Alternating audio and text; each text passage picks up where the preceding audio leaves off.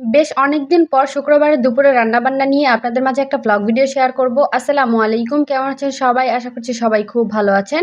তো এই দিনটা ছিল শুক্রবার। শুক্রবার দিন মানে হচ্ছে একটু ভালো মন্দ কিছু আয়োজন করা। আসলে সব শুক্রবারে কিন্তু হয় না, তবে এই শুক্রবারে একটু চেষ্টা করছিলাম যে বাসায় পোলা মাংস রান্না করার জন্য। আসলে আমার মেয়েটার এটা খুবই পছন্দের। আর অন্যান্য দিন দেখা যায় যে সময় পাওয়া যায় না, ওকে নিয়ে স্কুলে যেতে হয়, আর দুপুরে সেরকমভাবে রান্নাবান্না করতে গেলে অনেক সময় লেগে যায়। তো চেষ্টা করি শুক্রবার দিন ওর বাবা বাসা থেকে একটু ভালো মন্দ কিছু আয়োজন করার। তো এই তো রান্নাবান্না করার জন্য আমি সব কিছু কেটে কুটে পরিষ্কার করে নিয়ে মানে রেডি করে নিয়েছি। এখন হচ্ছে মাংসটাকে বসিয়ে দেবো, আর আজকে মাংসটা একটু মশলা কষিয়ে হচ্ছে রান্না করব। এই তো মশলাটাকে ভালোভাবে কষিয়ে নেওয়ার পর এখানে হচ্ছে গোটা যে গরম মশলা, তার সাথে জয়ফল জয়ত্রী গুঁড়া একটু দিয়ে দিয়েছি। দিয়ে আমি ভালোভাবে মশলাটাকে কষিয়ে এখন হচ্ছে আমি এখানে মাংসটা দিয়ে দিব। আর আজকে মাংসটা ভাবলাম যে একটু কষিয়ে রান্না করি, সব সময় দেখা যায় যে মেখে রান্না করি। আজকে ভাবলাম যে একটু কষিয়ে তারপর হচ্ছে রান্না করে নিব। তো এই তো মাংসটা এদিকে কষিয়ে নিতেছি। বেশ অনেকক্ষণ ধরে আমি হচ্ছে এটাকে কষিয়ে নিব। এই তো সুন্দর করে কষিয়ে নিতেছি। আসলে দেখা যায় যে শুক্রবার দিন একটু দেরি করে ঘুম থেকে ওঠা হয়, সেদিনও কিন্তু রান্নাবান্না করতে অনেকটা সময় লেগে যায়।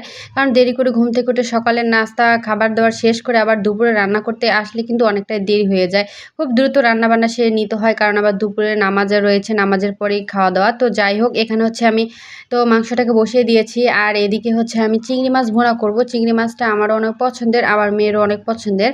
তো চিংড়ি মাছটাকে একটু ভেজে নিতেছি, হালকা করে ভেজে নেই। অনেকে দেখা যায় যে এমনি রান্না করে, তবে আমি একটু ভেজে নেই। তো এখন হচ্ছে মশলা কষিয়ে এখানে বাদাম বাটা দিয়ে কষিয়ে নেওয়ার পর তারপরে এই যে চিংড়ি মাছগুলোকে দিয়ে আমি ভালোভাবে হচ্ছে কষিয়ে নিব।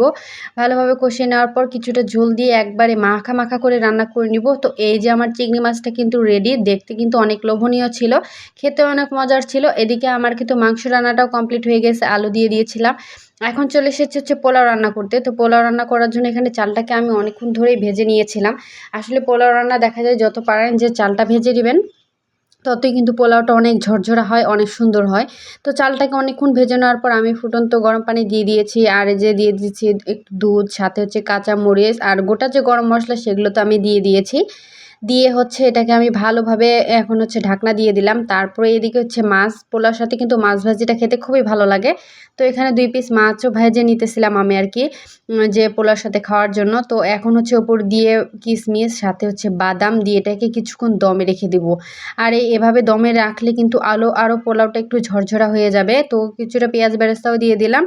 দিয়ে দেওয়ার পর উপর দিয়ে ঘি দিয়ে দিব। পোলাওতে তো ঘি ছাড়া একদমই চলে না, মানে ঘি হচ্ছে এমন একটা খাবার যে পোলাও বিরিয়ানিতে ঘি ছাড়া একদমই চলে না আর কি। তো যাই হোক, এই তো পোলাওটা কিছুক্ষণ দমে রাখার পর এখন আমি এটাকে নেড়ে নিব। আসলে পোলাওটা কিন্তু অনেক ঝরঝরা ছিল। তো এই যে আমার দুপুরে রান্নাবান্না কমপ্লিট, এখানে কিন্তু অনেক দিন রোদ ছিল আর কি। তো তখন এখানে হচ্ছে 1 গ্লাস শরবত করে নিয়েছি। এখন এই শরবতটা খেয়ে নিব। তারপরে ভাবলাম যে সালাদ করে নেই। তো এখানে সালাদ করার জন্য আমি হচ্ছে টমেটো আর শসা কেটে নিব। কেটে হচ্ছে সালাদটা মেখে মানে কেটে রেখে দিব, খাওয়ার আগ দিয়ে শুধু মেখে নিব আর কি। তো এভাবে কুচি করে টমেটো শসা কেটে নেওয়ার পর সাথে হচ্ছে পেঁয়াজ লেবু সব কিছু কেটে নিয়েছি। এই যে দুপুরের খাবার প্লেট সাজিয়ে নিয়েছি। আজকের ভিডিওটি এ পর্যন্ত। সবাই ভালো থাকবেন, সুস্থ থাকবেন। আল্লাহ হাফেজ।